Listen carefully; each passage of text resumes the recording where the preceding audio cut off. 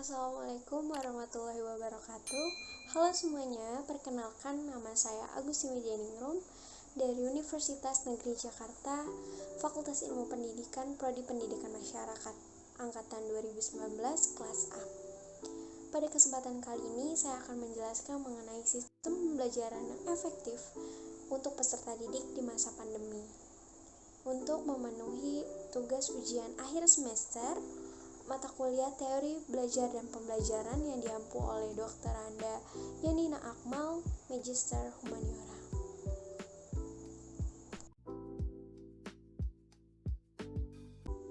Pandemi COVID-19 memberikan dampak pada banyak pihak, salah satunya pada dunia pendidikan.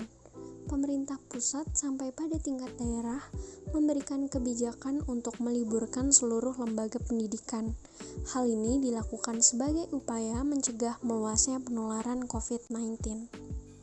Nah, sistem pendidikan pun mulai mencari suatu inovasi untuk proses kegiatan belajar mengajar selama pandemi.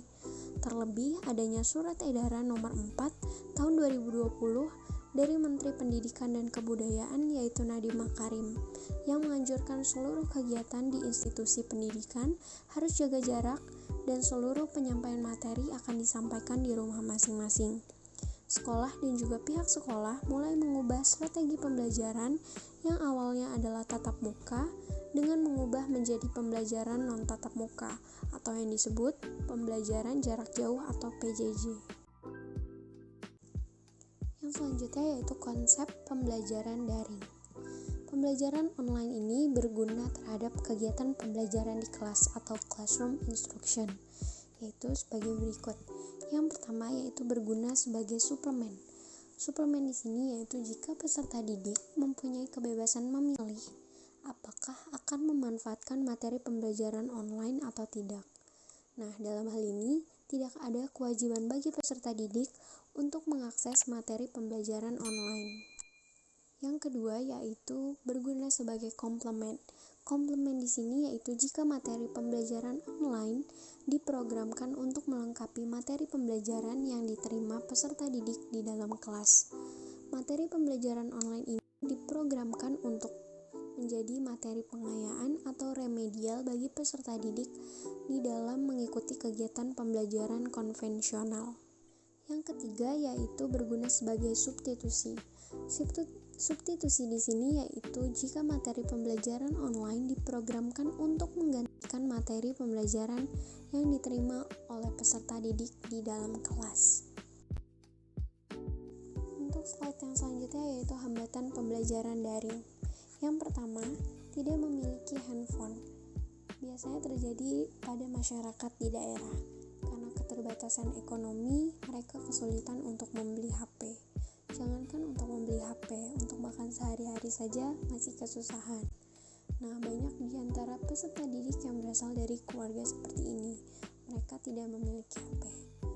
Untuk hambatan yang kedua yaitu memiliki handphone tetapi masih jadul, yaitu tidak bisa support dengan aplikasi yang berbasis jaringan. HP-nya bukan Android, hanya bisa SMS atau telepon saja. Yang ketiga yaitu memiliki handphone tetapi tidak mempunyai kuota. Siswa sudah memiliki handphone yang support sistem karena sudah Android, tetapi mereka tidak memiliki pulsa dan terbatas oleh kuota.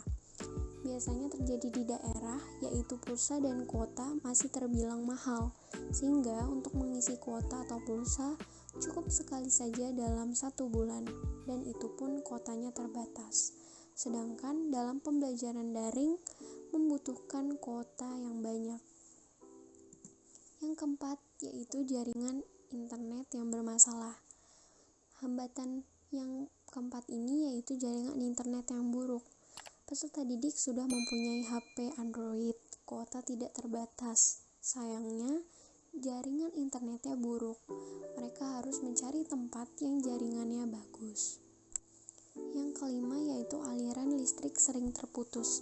Nah, permasalahan terakhir ini sering dialami oleh masyarakat di daerah. Terputusnya aliran listrik mengakibatkan tidak hanya aliran listrik saja yang hilang, tetapi jaringan internet pun ikut hilang.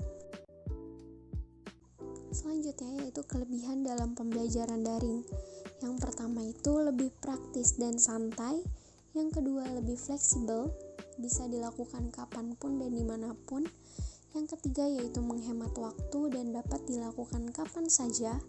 Yang keempat lebih praktis dan memudahkan dalam pengambilan nilai pengetahuan. Yang kelima, peserta didik dapat dipantau dan didampingi oleh orang tua masing-masing. Yang keenam, pendidik dan peserta didik memperoleh pengalaman baru terkait pembelajaran daring. Yang ketujuh, peran orang tua dalam mendampingi peserta didik ini lebih banyak. Yang selanjutnya yaitu kelemahan dalam pembelajaran daring. Kelemahan dalam pembelajaran daring adalah kurang maksimalnya keterlibatan peserta didik. Keterlibatan peserta didik yang dimaksud ini dapat dilihat dari hasil keterlibatan peserta didik dalam mengikuti pembelajaran daring secara penuh dari awal pembelajaran sampai akhir pembelajaran. Dari hasil penelitian menunjukkan bahwa hanya 50% peserta didik yang aktif terlibat secara penuh. Sisanya 33% peserta didik yang terlibat aktif, sedangkan 17% lainnya peserta didik yang kurang aktif dan kurang berpartisipasi dalam pembelajaran daring. Untuk selanjutnya akan membahas tentang metode pembelajaran. Metode pembelajaran yang cocok selama pandemi itu apa sih? Yuk simak yuk. Metode yang pertama yaitu project-based learning. Metode project-based learning ini diprakarsai oleh hasil implikasi dari Surat Edaran Mendikbud nomor 4 tahun 2020. Project-based learning ini memiliki tujuan utama untuk memberikan pelatihan kepada pelajar untuk lebih bisa berkolaborasi, gotong royong, dan empati dengan sesama. Menurut Mendikbud, metode project-based learning ini sangat efektif diterapkan untuk para pelajar dengan membentuk kelompok belajar kecil dalam mengerjakan proyek, eksperimen, dan inovasi. Yang kedua yaitu daring method.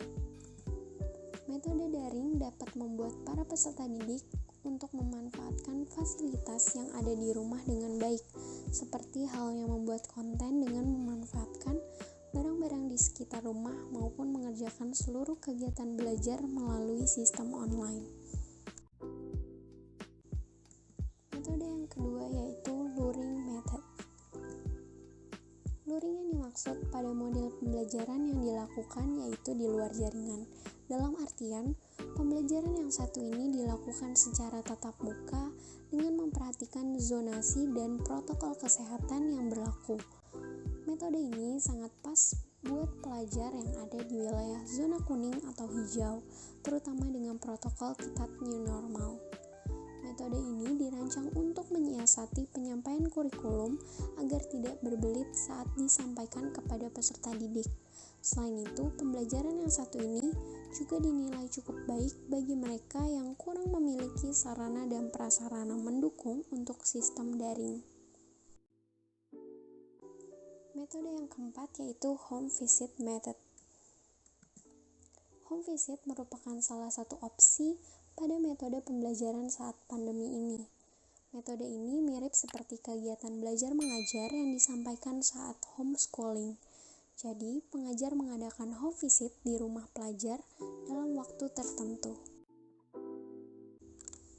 Yang kelima yaitu integrate curriculum. Setiap kelas akan diberikan proyek yang relevan dengan mata pelajaran terkait.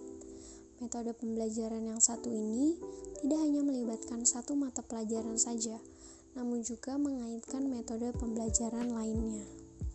Metode pembelajaran ini menerapkan metode selain pelajar yang melakukan kerjasama dalam mengerjakan proyek, dosen lain juga diberikan kesempatan untuk mengadakan team teaching dengan dosen pada mata kuliah lainnya. Integrate curriculum bisa diaplikasikan untuk seluruh pelajar yang berada di semua wilayah, karena metode ini akan diterapkan dengan sistem daring. Jadi, pelaksanaan integrate curriculum ini dinilai sangat aman bagi pelajar. Metode yang keenam yaitu blended learning. Metode blended learning ini adalah metode yang menggunakan dua pendekatan sekaligus. Dalam artian, metode ini menggunakan sistem daring sekaligus tatap muka melalui video conference.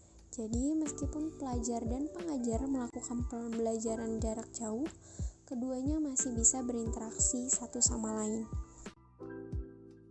Kesimpulannya yaitu, kita tidak tahu kapan pandemi ini akan berakhir.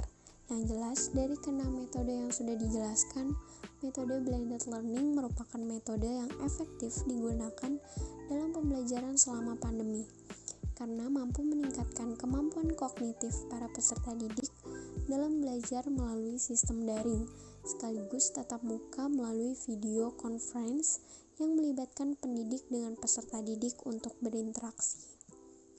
Meski dalam kondisi yang serba terbatas karena pandemi COVID-19, tetapi masih dapat melakukan pembelajaran dengan cara daring.